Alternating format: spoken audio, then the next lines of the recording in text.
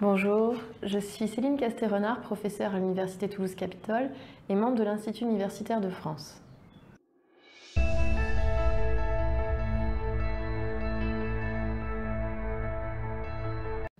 Alors, parmi mes différents centres d'intérêt, le marché unique numérique fait bien naturellement partie de mes champs d'action et d'intérêt. Et évidemment, je retrouve le droit d'auteur, la propriété intellectuelle. Et ce qui est intéressant dans la confrontation entre le droit d'auteur et ce marché unique numérique, c'est que le droit d'auteur vu par le droit de l'Union européenne est pris sous le prisme du marché, ce qui a toujours été le cas, à partir du moment où le droit de l'Union européenne s'est intéressé à la propriété intellectuelle et en particulier au droit d'auteur, c'est sous l'angle du marché intérieur. Et maintenant que l'on cherche à construire un marché unique numérique, c'est aussi finalement l'objectif particulier que l'on cherche à viser, la politique que l'on met en œuvre, puisque le marché unique numérique est une des 7 priorités de la commission Juncker. Donc effectivement, le droit d'auteur est rentré dans le champ du droit de l'Union européenne depuis plusieurs années maintenant. On sait qu'il y a tout un acquis communautaire en matière de directives, mais aussi de jurisprudence de la Cour de justice.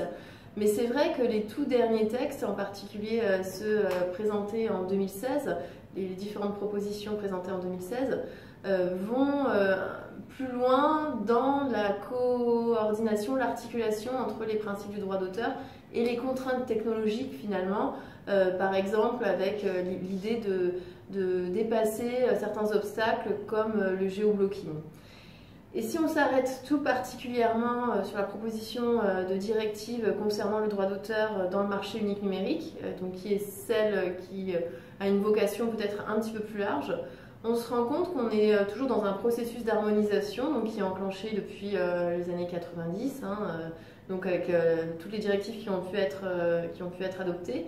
Mais on est toujours dans un processus d'harmonisation parcellaire, sectoriel, comme le droit d'auteur de l'Union européenne s'est construit jusqu'à présent. Et donc dans cette proposition directive, on reste sur cette optique-là, avec toujours la volonté d'un marché intérieur, de construire un marché unique.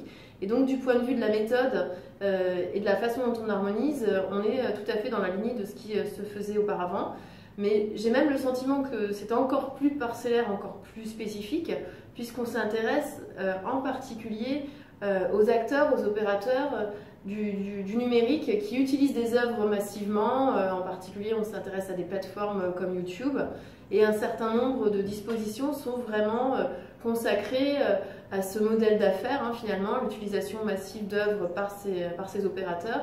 Et un certain nombre de dispositions, par exemple, vont concerner les licences qui peuvent être acceptées et proposées par ces opérateurs. En particulier, cette proposition de directive présente 2 articles qui ont retenu mon attention. Donc l'article 11 qui concerne l'octroi de droits voisins au profit des éditeurs de presse en ligne. On va leur reconnaître ce droit dans l'idée de se défendre, dans l'idée de les protéger d'acteurs comme Google et de services comme Google News qui agrègent des informations et qui, ce faisant, ne respectent pas les droits d'auteur des éditeurs et des auteurs, des journalistes. Donc on essaie de consolider leur situation en leur octroyant ce droit voisin.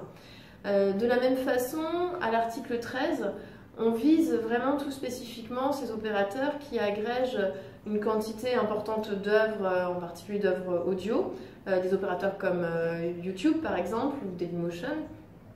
Et là, l'objectif va être de les impliquer davantage dans la lutte contre la contrefaçon, en demandant à ce que systématiquement des procédés type Content ID soient mis en place pour essayer de repérer les œuvres contrefaisantes. Et on va demander une réactivité plus importante de leur part pour supprimer ce contenu contrefaisant.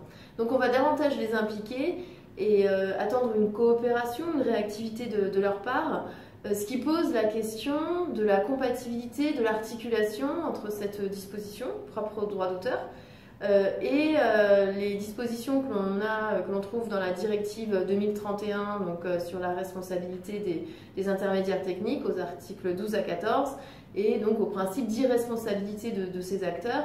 C'est vrai qu'aujourd'hui on ne sait pas forcément où se trouve le curseur, c'est-à-dire qu'on ne remet pas en cause le principe de leur irresponsabilité, mais on s'attend quand même à des actions de leur part et on crée quand même des obligations à leur charge.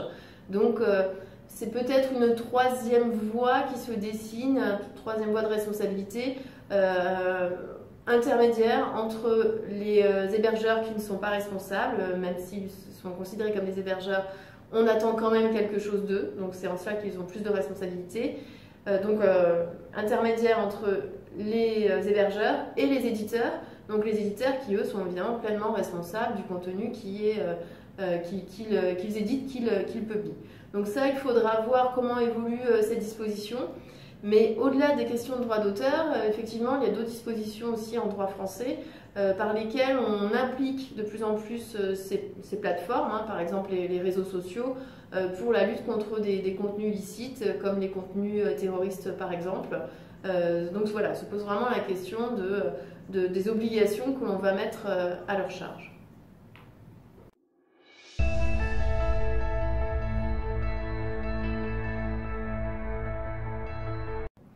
Alors, la proposition de directive relative aux droits d'auteur dans le marché unique numérique avait par ailleurs pour objectif de mieux harmoniser les exceptions et de les étendre à des situations nouvelles. Et au départ, le projet était tout de même plus ambitieux, tel que la Commission européenne le proposait et le présentait. Le projet était plus ambitieux si on se réfère à la feuille de route qu'elle avait publiée en matière de droit d'auteur.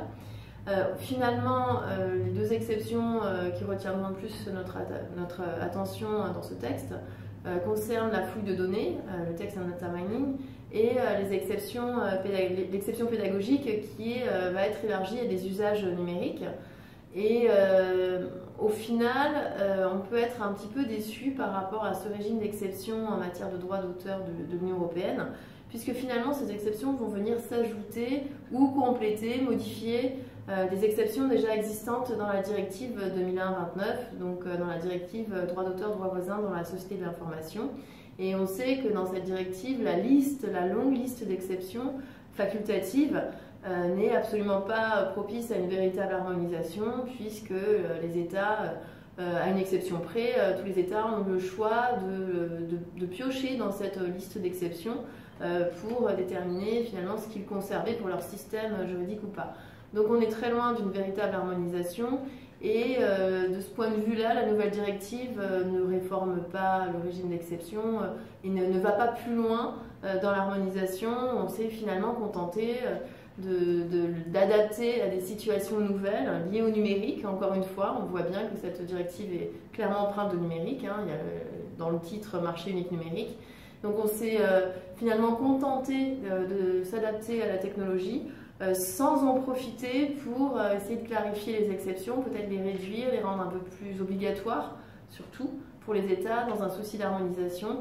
Donc c'est vrai que de ce point de vue-là, l'ambition initialement affichée a été largement réduite et le texte est décevant de ce point de vue-là.